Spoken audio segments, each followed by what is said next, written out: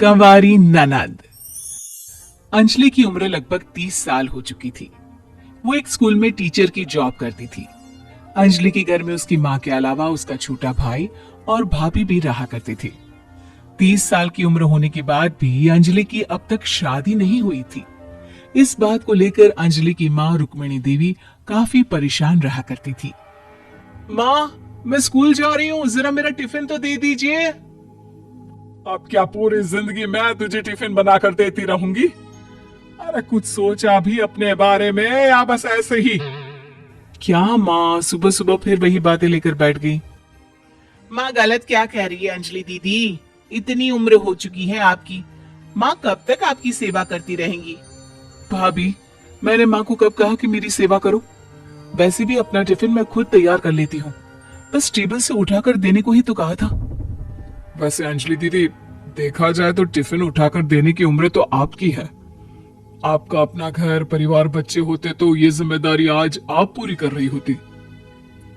एक बात मेरी समझ में नहीं आती, अगर मेरी शादी नहीं हुई तो इसमें मेरी क्या गलती है?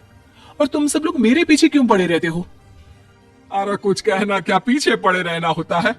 अपने छोटे भाई को देख, तुझसे 3 साल छोटा है लेकिन 2-2 बच्चे खेल रहे हैं आंगन में। मुझे आप लोगों की कोई बात नहीं सुननी, जा रही हूं मैं। और आप में से किसी को मेरा कोई काम करने की जरूरत नहीं है, मैं खुद संभाल लूंगी। इतना कहकर अंजलि वहां से चली जाती है। शाम को जब अंजलि अपने स्कूल से लौटकर घर वापस आती है तो उसने देखा कि पड़ोस वाली निर्मला चाची वहां पर बैठी हुई थी। क्या बात है अंजलि बिटिया, नौकरी करके वापस आ गई? जी चाची जी, कैसी हैं आप? मैं तो ठीक हूँ बेटा, तुम बताओ शादी के बारे में कुछ सोचा या नहीं?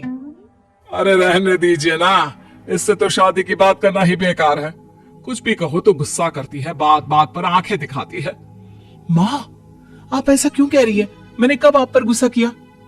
अरे अंजलि बेटा, तुम्हारी माँ ठीक ही तो कहती है। 30 की होने आई हो, अब तुम्हें भी शादी वादी कर लेनी चाहिए। चाची जी, आप तो ऐसे कह रही हैं जैसे शादी करने से मैंने मना किया हो। रहने दीजिए निर्मला चाची, हमारी अंजलि दीदी को अभी तक उनकी पसंद का दूल्हा नहीं मिला ना, इसीलिए वो शादी नहीं कर रही। भाभी, ऐसी कोई बात नहीं है। अरे तो फिर क्या बात है?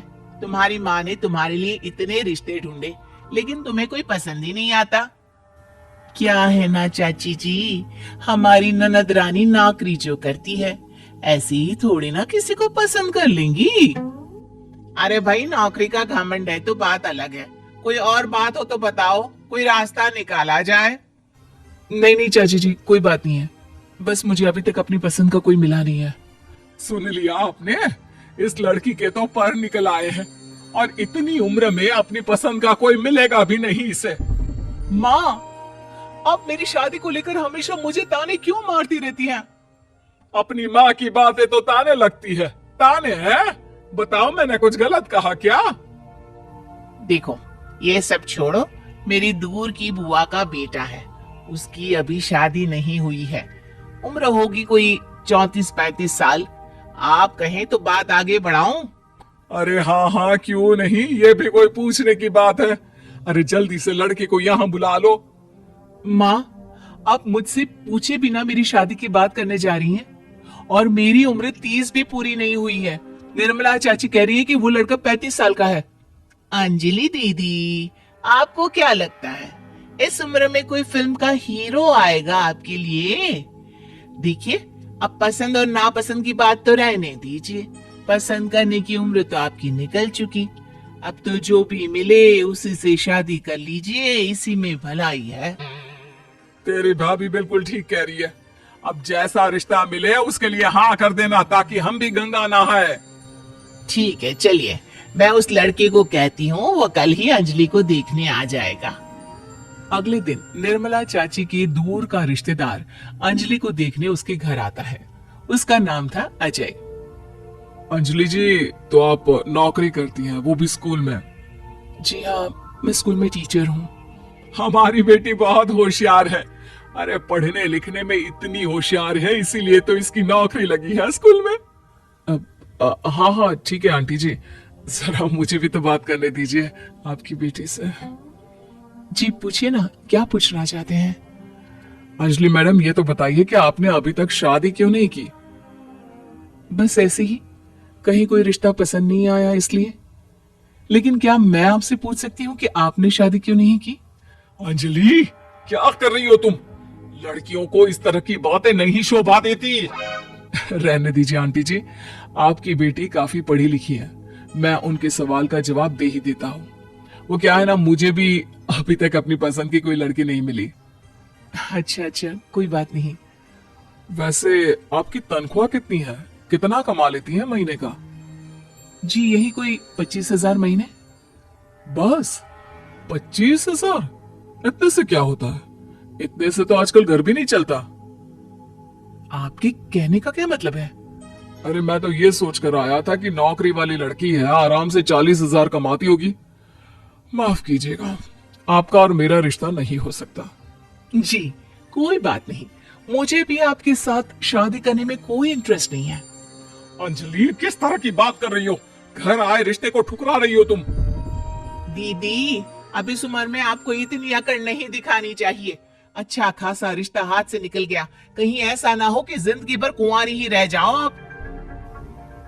कुछ दिन और ऐसे ही निकल जाते हैं और अंजलि की शादी कभी नहीं होती।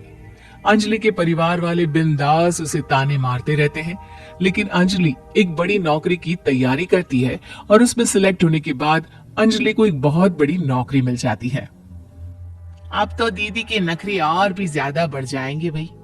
अब तो इतनी बड़ी नौकरी जो लगी है, अब इनकी शादी होने से रही। माँ, मुझे नौकरी के लिए दूसरे शहर जाना पड़ेगा। आप जानती हैं ये बहुत बड़ी जॉब है और इसमें पैसे भी बहुत ज्यादा मिलेंगे। अच्छा, कितने पैसे मिलेंगे बेटा?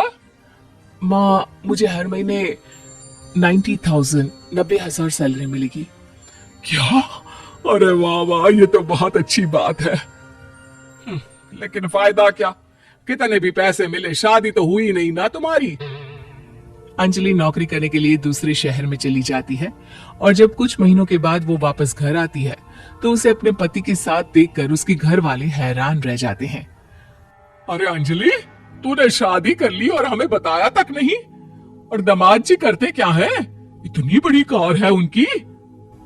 माँ, मैं आपको सब कुछ बताना चाहती थी, लेकिन आप सबकी ताने सुनकर बहुत दुखी हो गई थी और इसीलिए मैंने अपनी पसंद से शादी कर ली। मेरे पति मेरे साथ ही ऑफिस में नौकरी करते हैं और बहुत बड़े अफसर हैं। और एक बात बताऊं माँ, आज मैं बहुत खुश हूं।